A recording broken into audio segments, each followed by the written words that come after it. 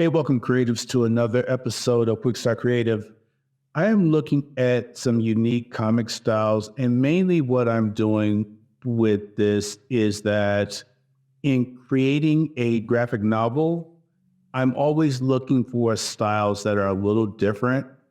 And I decided to go through the process, and I just went through Midjourney, a bunch of images, and just tried to pull out some styles that I thought were pretty unique and that I could tweak to version 6. So that's what we did here. So if we come look at it, you'll find that I did find that there's a style that I'm kind of prone to selecting, I guess you would say. So let's go ahead and get into this. All right. So the prompt. A very simple action shot, man riding down the middle of a busy Hong Kong market in the style of Marvel Comics. So that's where I started. But with version 6, I decided to go with the stylize of 0 and style raw. And not the best place to start, I don't think, but I did want to see what I got just coming in with Midjourney not having any creative freedom whatsoever.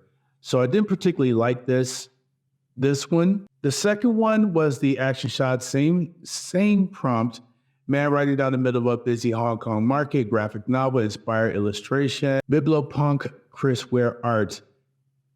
This looks kind of what I was thinking about when I was thinking about the graphic novel. The more muted colors, kind of. A lot of times Midjourney likes to create these saturated arts, and Dolly likes to do that as well, and I don't like that, so I want it more muted. So this is the direction that I was going in, and it was a pretty good start, so I did like this one. Again, one of the images, just with DC, I went from Marvel to DC, and the top one I did like. So again, I have a style, and this is the style I'm looking for, those muted colors that I did like. So this one I like. And I found this prompt. I have to find the person where I got this prompt for. I need to link to it.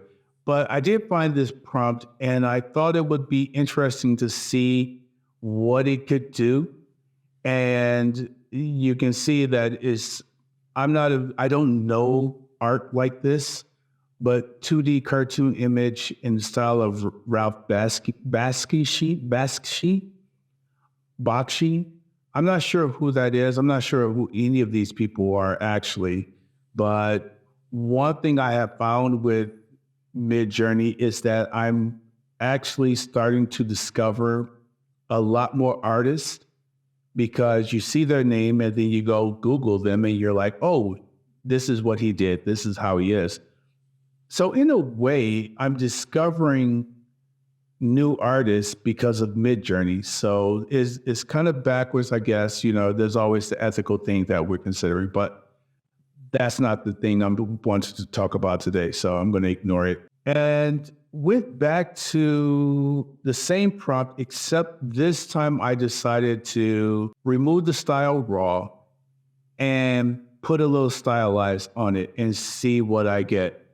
And again, this style, I do like this.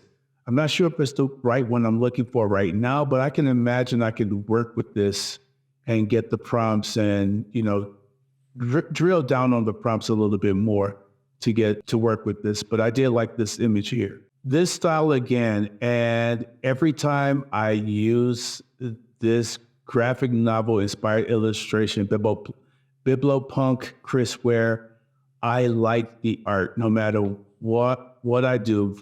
5.2, version 6, 0 styles, stylized at 250. I like this style.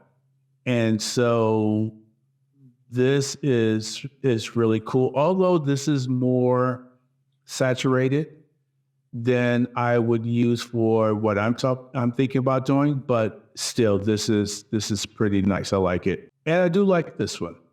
So I like this look, and it's pretty chaotic.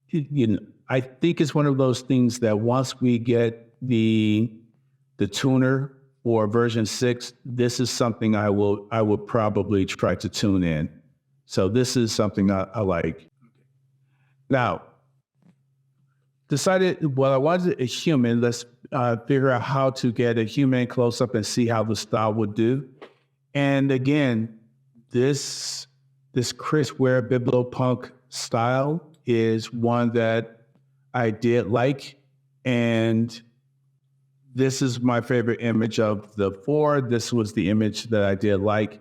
So the winner for me is this style here, at least for what I'm trying to do. This is the style that I'm looking for. So this is more than likely what I'm going to end up using. But I did like this one. And I noticed something different once I changed the prompt and made the landscape and the image in the background less busy.